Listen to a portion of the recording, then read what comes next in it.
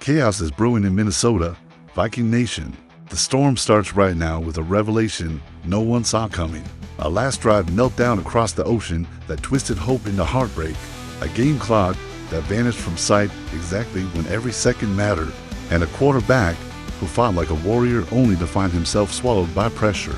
Some of it of his own making, as the purple tide crashed against black and gold in Dublin's electric, unforgiving air. And listen, the pain cuts deeper because the comeback was real, the energy was real, the stakes were real, and the execution was inches short, seconds late, and one flag too many at the worst possible moment, all while the captain on the right edge crumpled with a knee concern that could ripple across everything this offense tries to be in week 5 and beyond. What if the final drive didn't need to die the way it did? What if that delay of game never happens because the stadium gives a clear countdown? What if the punt decision the whole world is questioning becomes the turning point? Minnesota actually needed, and it still wasn't enough because the margins melted away in the fog of the moment. And if that wasn't enough, the purple rumor mill hums out west, where a long, fast corner with Pro Bowl flashes might be pried loose from a crowded depth chart, fully in Brian Flores' image, a move that could change the edge of this defense in November and beyond if the price is right and the timing is ruthless. All of it culminating in a brutal film session where the grades tell no lies, protection breakdowns, drops, misreads, and a quarterback who, for all the yardage and grit, is tagged for nearly a third of the mess chasing him. A reality check that stings because it's fixable and has to be fixed now. Each of these shocks could redefine the future of this team, each thread pulling tighter until the fabric either holds together or tears under pressure. And the first revelation is about to detonate, because deep in the Emerald Isle, in a stadium humming like a horn, the clock itself turned into an enemy and the game slipped away with a yellow flag. That still echoes across Skull Chants worldwide. If beating the Packers matters more than hating them, slam that like. If proving the Cowboys wrong means more than listening to their noise, hit subscribe.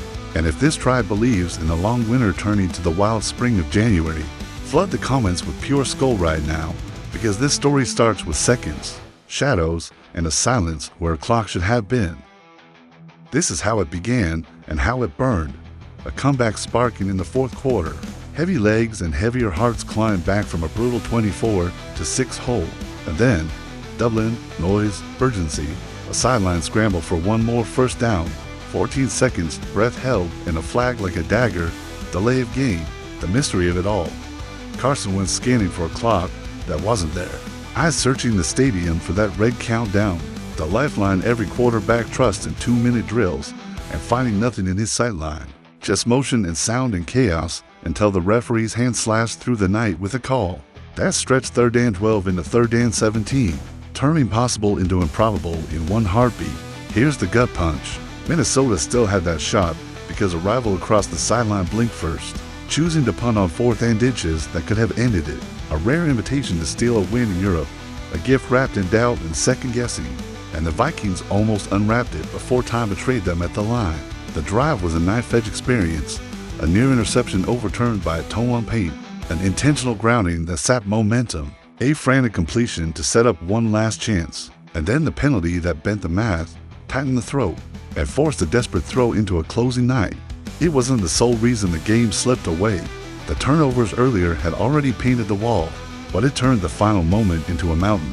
And the detail that gnaws at every competitor, the staff had been told before kickoff about the missing play clock in that sideline, knowledge in the headset, chaos on the grass. That's the kind of dissonance that keeps coaches awake. The plan is in place, the variables are known, but the blood rush of the last minute eats those contingencies unless they're drilled into muscle. Memory, the lesson is sharp and simple. Build your own clock. When the stadium goes silent on the countdown, the sideline, the QB, the center, the nearest skill player, someone owns the beat. Eyes on the back judge, tempo on the tongue, ready to snap at 2 instead of stare at 0. You can almost hear the headset chatter. Set the cadence, kill the panic, trust the count. The hitch is too many and the window slams shut. In Dublin, the test wasn't just about arm talent or skiing. It was about poise against unfamiliar architecture, about creating clarity when the walls refused to give it. That's a fixable failure, and it must be fixed, because these margins won't grow kinder in London, in Philly, in Detroit. But hold on, as shocking as that is, The next update cuts even deeper. If the record says 2 and 2, the tape says something colder. A team that played one truly clean quarter across the first 2 games, then hammered a Bengals side that couldn't get out of its own way, then flashed again in Dublin only to let golden chances bleed out onto the grass. When decisiveness was the only currency that mattered. That is the diagnosis. Not broken, but middling. A roster with top-end talent that keeps elbowing itself in the ribs when the bell rings. The opportunities were there like neon signs in the rain. A chaotic fumble sequence early tilted into purple favor by review that erased what looked like a defensive score, a swing that should have been a 7-point launch pad and turned into a field goal because the drive tightened at the goal of execution. Later, a breakaway runway with the end zone whispering turned into a desperate stumble at the 1, and 60 precious seconds flickered and died before the ball crossed the plane. Time that would be priceless at the end. Then came the infamous fork in the road, 4th and inches near midfield for the opponent. A decision the brains of football would label an overwhelming goal. And still a punt flew into the Irish night, effectively pressing a gift into Minnesota's hands. Even then, the Vikings couldn't unwrap it, nagged by intentional grounding, haunted by delay of game, then thrown incomplete with a big leg option never even sent to chase overtime fate. That's the cruel symmetry of a league of inches. Rivals nearly boxed the clock elsewhere and survived by a second. Minnesota, by contrast, let the thread snap before the kick could be imagined. And yet, wrapped inside the frustration is a thing no one should miss. This team can move the ball in surges, can punch back, can find explosive plays when the lid lifts. The question is whether the details, route depths versus sticks, sideline awareness, 2-minute tempo rules, silent counts, and center QB mechanics under noise will catch up to the talent and time. It's about situational excellence, third and medium spacing, red zone option rules, scramble drill landmarks. It's about penalty discipline at the end of halves, about living in the moment instead of staring at it. The margin for error shrinks when injuries stack. That's when teams either level up their focus or get pulled under by the current. This fanbase splits between doom and blueprint, but both camps agree on the bedrock. The margins are razor thin, and a team that can't accept gifts can't cash January checks. And just when fans thought it couldn't get crazier, here comes the next bombshell. There are hits a team absorbs and keeps marching, and there are hits that change how an offense breathes. Losing the right tackle, the edge anchor, the quiet enforcer who turns speed rushers into sideline stories. Lives in the second category. Brian O'Neill's knee sent a shudder through the headset network because the first whisper was the medial collateral ligament, the kind of diagnosis that immediately splinters the weak into scans, protocols, and contingency installs. On a day when the line already looked like a quilt, the starting left guard out after wrist surgery, the center exiting under the brittle light of concussion checks, the quarterback swallowing a shot to the eye. This was the thread that pulled every other stitch taut. The sideline calculus unfolded in real time. Can he brace? Can he tape? Can he launch? The answer was a mature no. Better to protect the long game than roll the dice in a foreign stadium. With the season still alive in front, Justin Skull grabbed his helmet and stepped into the tempest. A swingman toss from reserve to pillar in seconds, and for one night, he gave enough to let the comeback flicker. Over weeks, it's different. Living on swing tackles as weekly starters changes play design, condensed splits, more chips, more 6-man protections, route trees that break quicker, under center play actions that morph into gun RPOs to lighten edges. This is where coaching staffs are in stripes, finding tight end fits that turn doubles into walls, teaching backs how to flash and scan on hot rolls, dialing the route families that punish soft corners without holding the ball. There's a path where the bye week becomes a healing wind. Sit the next one. Breathe during the off week, return with the knee quieted and the footwork clean. There's another where the timetable stretches, and the youth pipeline steps forward, a second-year tackle with tools and temperament. Asked to grow inside a Sunday crucible he didn't dress for in Dublin. Development timelines and injury timelines rarely shake hands. You make them shake by clarity, rep volume, and protection rules that hide what needs hiding. The truth no one says, but everyone knows, players like O'Neill don't get replaced. Schemes bend around their absence. The flip side, sometimes bending forces creativity that unlocks a different identity, quicker rhythm, heavier motion, sprint protection, read-based attacks that turn pass rushers into watchers. The staff will choose the path by scans and practice tape, and in the meantime, the leaders in that room, The left tackle with quiet menace. The all-world receiver who changes spacing with a step.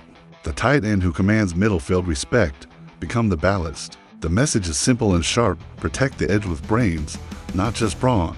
Treat every snap like a drill in controlled urgency. But that's not the only fire burning inside this franchise. The next revelation is even more explosive. Out west, under rain and neon, a long corner with jets in his veins stands at a crossroads.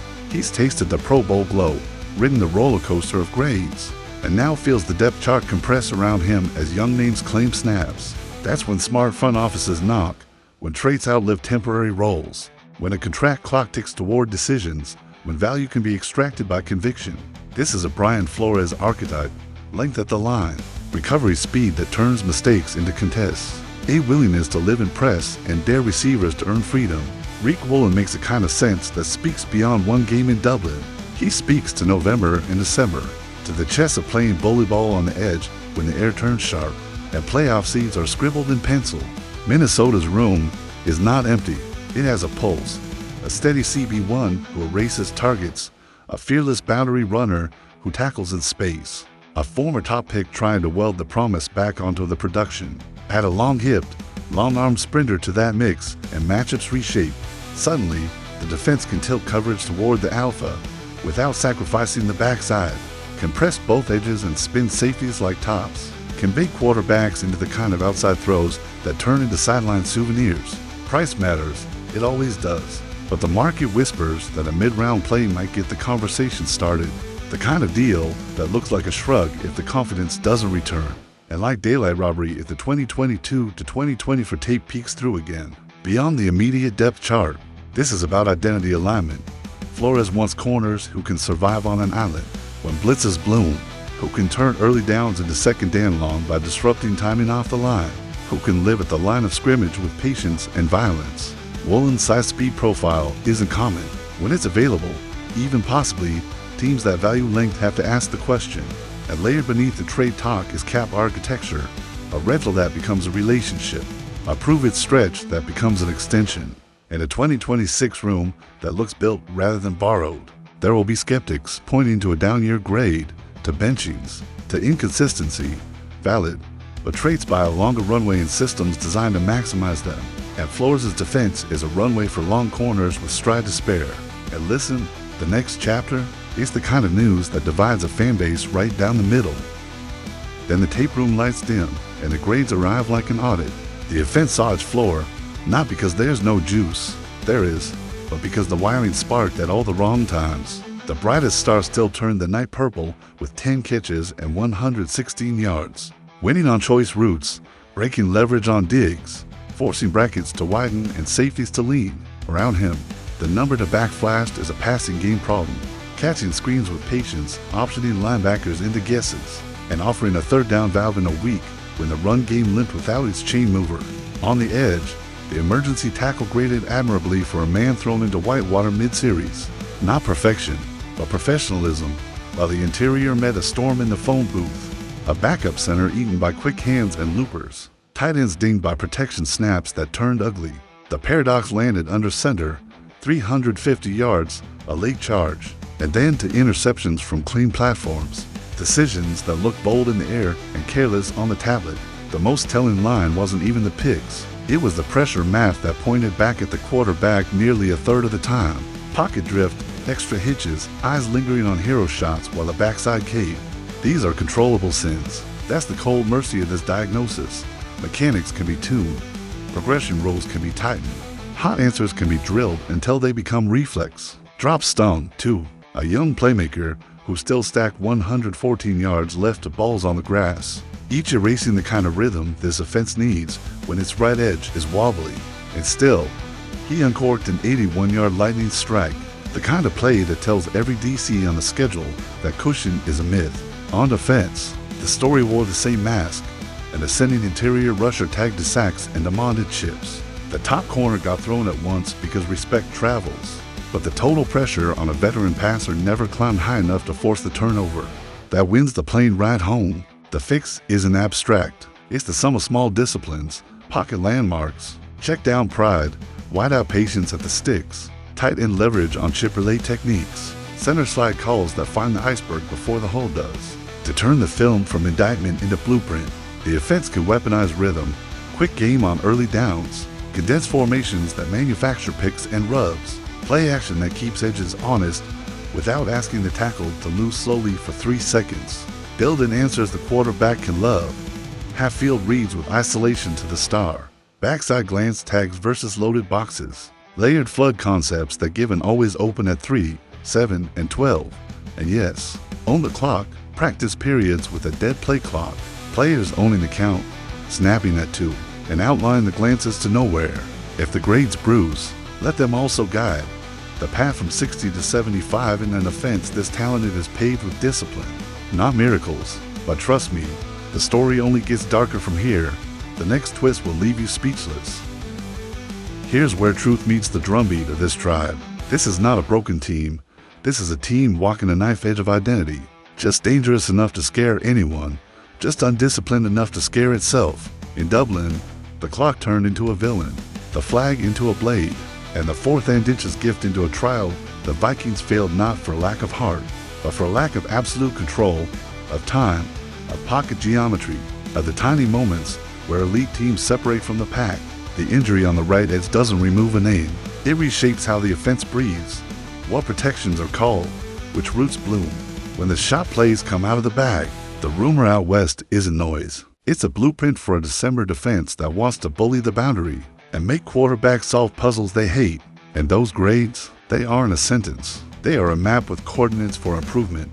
Quarterback footwork that cuts downdrift, hot triggers that cash blitzes into explosives, receiver hand discipline that turns 50-50s into 80-20s, tight end fits that stick, center IDs that stop free runners before they start. This is the week the building decides what story it wants to live in.